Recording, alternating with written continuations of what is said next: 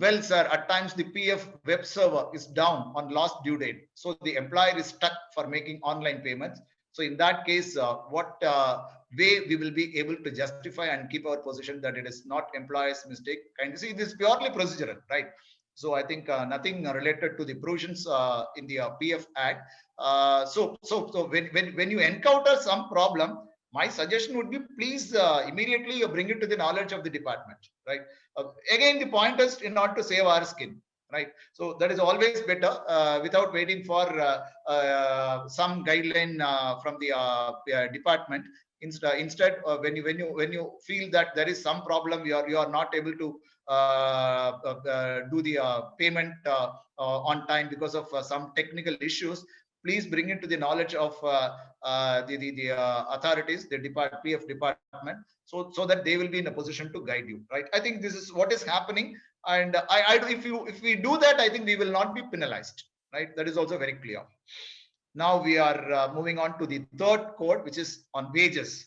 So if HRA is excluded from the definition of wages, then company will discontinue the same, and the employee will not be able to get exemption under income tax. See, it is not. See, the simple point is HRA is not considered as part of wages.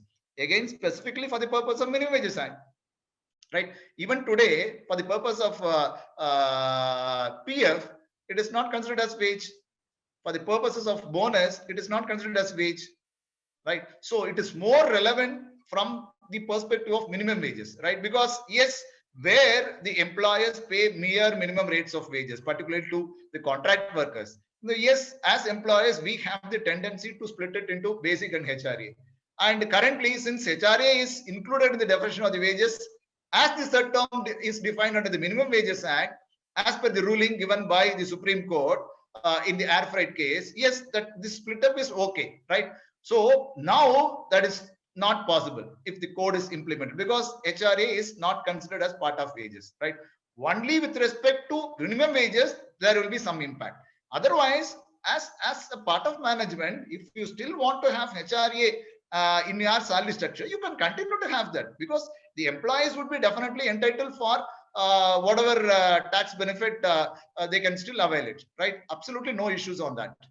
Only for the purpose of Minimum Wages Act, there could be some impact, right? Otherwise, it is fine. See, leave out the HRA, even other overtime allowance. Right? So overtime allowance is not considered as wages. But if you want to pay, you can decide. Right. So simply because the HRA is now excluded from the definition of the term wage, it is not necessary that the employers should avoid paying a component called HRA. That is not the idea, right? Let us be aware that for the purpose of Minimum Wages Act, there could be some impact, right? Otherwise, it is going to remain the same. So you can still continue to pay house rent allowance, and you can have it as a part of salary structure, even if the codes are getting implemented. Sir, kindly share your inputs on the wages, whether the revised wage formula to be considered for statutory compliance. Absolutely, definitely. See, the definition of the term wage is revised now. I think there are some critical impacts which we can definitely anticipate.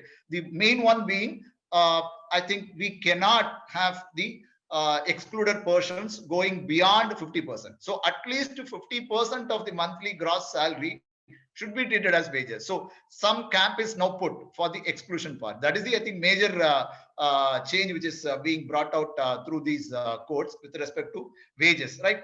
There are other incidental changes also, like HRA that will not be considered as wages, right? That is excluded now. Right. Similarly, maybe there could be some implication with respect to gratuity. It is also very clearly excluded now. Right. So but the point here is again. We may have to definitely follow the new definition. And I'm not very sure what do you mean by formula. I think in my session I said the total remuneration minus the exclusion portion, that will give us the wages. I think that is the mathematical formula I showed. If this question is with reference to that formula, yes, we may have to follow that formula. That is the idea.